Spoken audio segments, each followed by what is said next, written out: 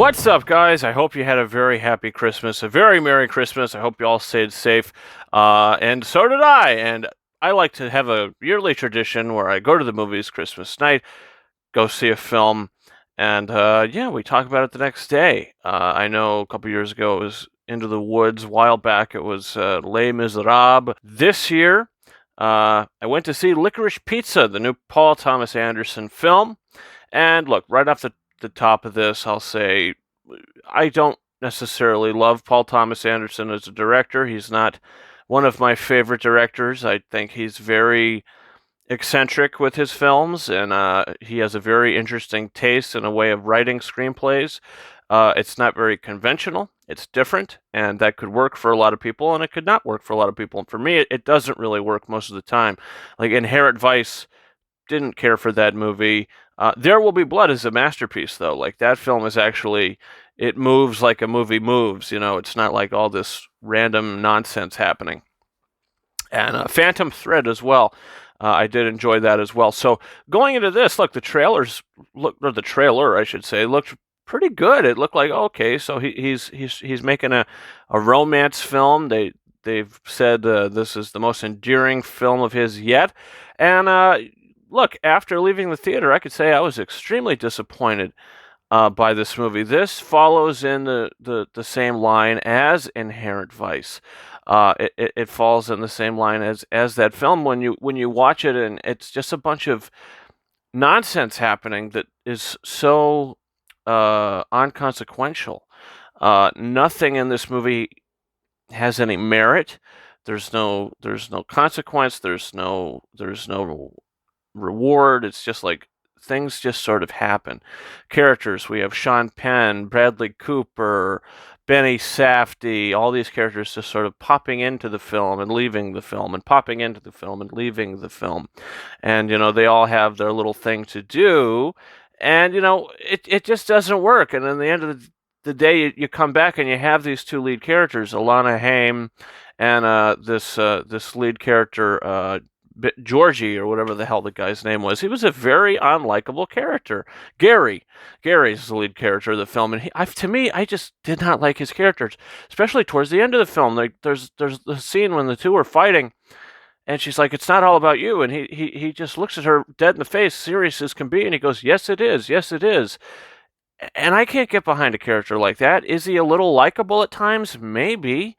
I mean, I guess, the performance is not a bad performance, but I just didn't care for the character. I just think he's such an unlikable character. And Alana Haim's character as well. She plays a character named Alana. And, great performance. I think she does a great job in this film. But the character, she is an attention whore. She goes wherever attention will give her. If she gets attention here, she'll do this, she'll do this, she'll do this. And it's like, at the end of the day, these two people always kind of come back to each other, but they're just the most unlikable people on the planet. And I'm not saying, like I said, the performances are bad. The performances are good. They're very good in the film. But it's just the writing. It's just Paul Thomas Anderson doing his thing, and it just doesn't work for me. And look, she's 25 in the film. He's 15. They make that very clear, but by the end of it, Paul Thomas Anderson is basically saying, hey, that's okay. You can love each other and kiss each other and do all this, and it's okay, but hey, it's totally illegal. And that's some of the problem that a lot of people had with the fourth Transformers movie. You had Mark Wahlberg's daughter, who was like 17 in the movie. She was dating a mid-20s guy. And the ages were closer there, and people had such a problem with this, but they're letting it pass with this. Like, I don't know. It just didn't work for me. I mean, look, is the movie moderately entertaining? Yes, it is. It's moderately entertaining because you're sitting there and you're waiting for something to happen. If you watch this again, if I ever watched it again, it would be senseless to try to get invested into it because there's nothing to sink your teeth into, for me anyway. I mean, none of it was. It was all just like, okay, this is all just happening. We're going to do water beds. We're going to do pinballs. There's no gas, whatever. Benny Safdie's running for councilman.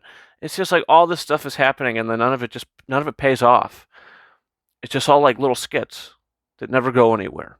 And that's Paul Thomas Anderson a lot of the time, and that's how I felt about Inherent Vice too. Like it just felt like a lot of just nonsense going on, but this was just nonsense.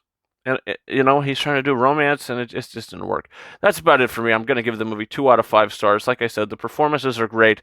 The movie is moderately watchable, even though if you try to get invested, there's no payoff. I don't think the end of the film. There's just so many problems with the movie, and honestly, I don't know how it was put on a top 10 AFI list or whatever or anything. I mean, it just doesn't make sense to me. I'm totally on the opposite side of this one. But guys, comment down below. Did you see the movie? Did you like it? Did you not like it? Also, don't forget to hit that subscribe button for a bunch of reviews and top 10 lists coming in the future. We got a top 10 best movies. My personal picks for the top 10 best movies of 2021, and that's going to be coming within the next week before December 31st. So definitely check that out, and also maybe a top 5 worst movies of 2021. That's right, top 5. I don't think there's 10 films that I would want to put on that list. So maybe a top 5. We'll do a little shorter video there. But yeah, guys, you could also follow me on Twitter and Instagram, and you could find out more about that in the description of this video. And that's about it for me. Thank you so much for watching my review for Licorice Pizza. And until next time, over and out.